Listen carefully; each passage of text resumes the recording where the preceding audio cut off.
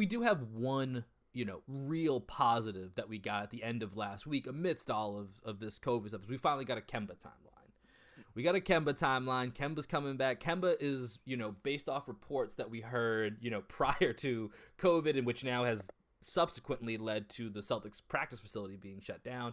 Kemba's cleared to practice, and they were targeting this upcoming Friday versus the Magic as his return. Don't know if that's going to be delayed with the practice facility shutting down and, Kemba's ability to practice with the team being inhibited. So I don't know what that means, but the good news is Kemba's close. Whether it's Friday versus the Magic or not, Kemba's close.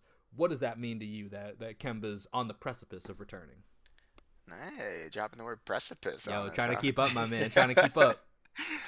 Well, it's actually exciting to me because for some reason, I just assumed Kemba was gonna be out like until February or like maybe even March, and like the fact that January snuck up on us this quickly.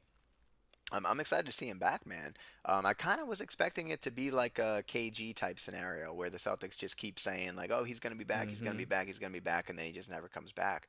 But with Kemba back in the lineup, I think what this will do is just like start pushing people into the more appropriate roles that they need to be in.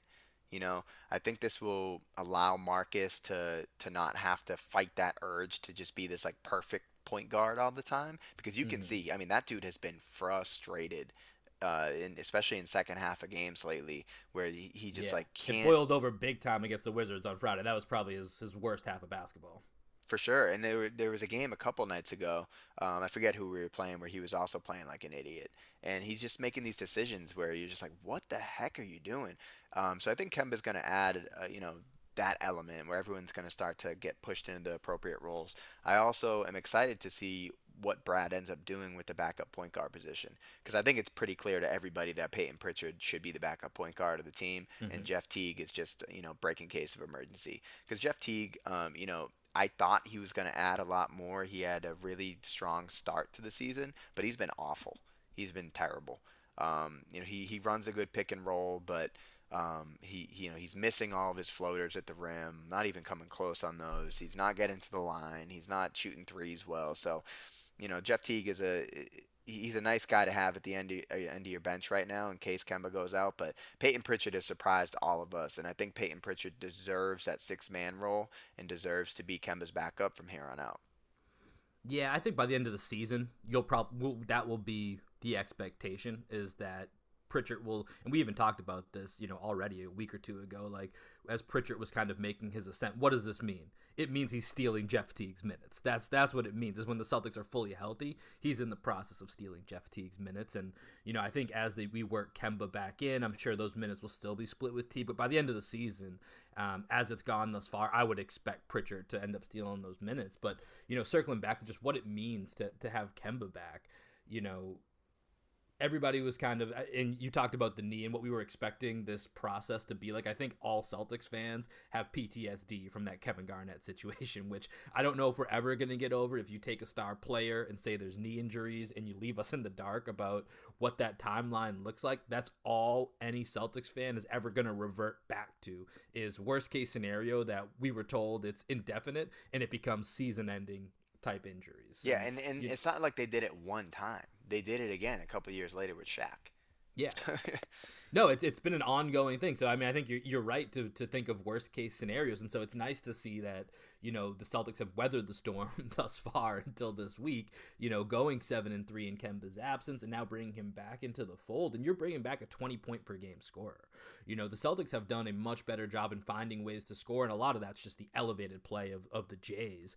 And but they're firing on all cylinders, like their efficiency, their field goal percentages. I don't know if at as high of a level they're playing at, I don't want to doubt the sustainability of it because it's so extremely high and they both have those ceilings. But to do that for a full season is very difficult to do. So adding in Kemba it actually eases them up to be a little bit more free as well. It gives them additional space, additional shooting.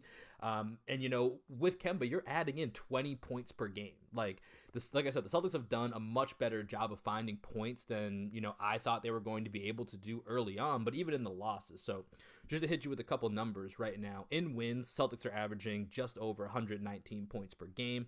That would put them just in their wins, second or third in the league in scoring. However, in the losses, we're averaging 98 points per game. There's not a single team in the NBA right now that's averaging under 101 points per game. So you adding in Kemba back to this mix, gives you a little bit more variability when it comes to, allowing one of the Jays, hey, if they have an off night, we're not cooked. We have more firepower that we need now. And, Peyton Pritchard's had a game that helped us the other night with 23 points that, I think going into the season, you and I weren't prepared for Peyton Pritchard to be able to have an impact like that this quickly. And now when you add Kemba back in, that's just more stability to the Celtics roster. That's really going to, allow, when healthy, for us to have a lot of different weapons coming from different angles at teams that they can't always just hone in and say, hey, if we take out one of the Jays, we have a pretty good chance of winning. Now you have to think about this three-headed monster and then what lies behind that as well.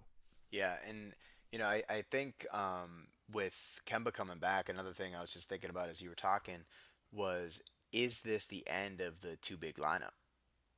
Like what does Stevens end up doing here?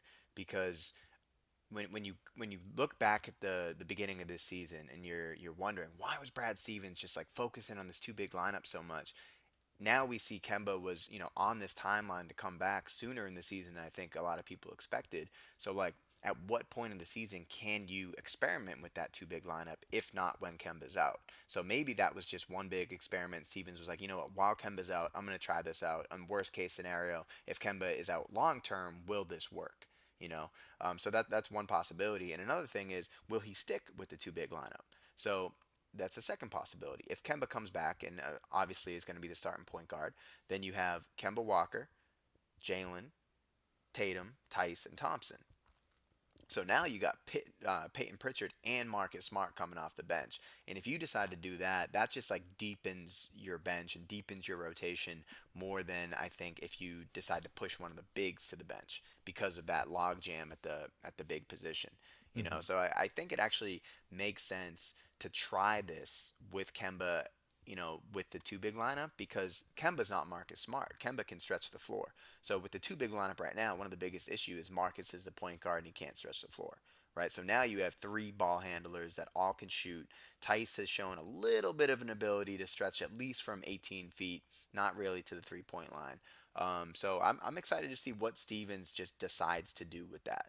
I think if he decides to stick with the two big lineup, one of the biggest things and one of the biggest reasons why he's doing it is because he needs to continue to save the Jays, right? We don't want to put the Mm-hmm. Jays at the power forward position too early in the season. Yeah. So, I think, when the chips are on the table, the starting lineup is going to be a smaller lineup. But for the majority of the 72 game stretch that we have this season, I think Stevens will probably lean into that. Yeah, I think getting Kemba back, like you talked about, gets us back to a point of being able to really assess this team, and that's of course once you get past all of these, COVID issues that have propped up in the last couple of days here. But it really gives us a chance to assess the team, where we're at, and what we really need to do as a team to put ourselves in position to make a true championship run. I think going into the season, we have a logjam at the big man position where we probably need to sort that out. We're short on depth when it comes to the wing. And then at the point guard position, it was what can T, Pritchard, Waters, Edwards give you? Is anybody going to be able to be a sustainable backup to that Kemba Marcus ball handling situation? Obviously, Pritchard has clearly defined himself as the lead candidate there, which I think gives Danny Ainge a little bit more room to operate where he doesn't have to worry about trying to fill two spots in the trade market with trying to figure out, all right, we need a backup point guard and we need some wing depth. Where if you get Kemba, Marcus, Peyton, and then you kind of have, like you talked about, Jeff Teague break in case of emergency, if you have that as your set of, small ball handlers that you're going to work from, That's pretty damn solid.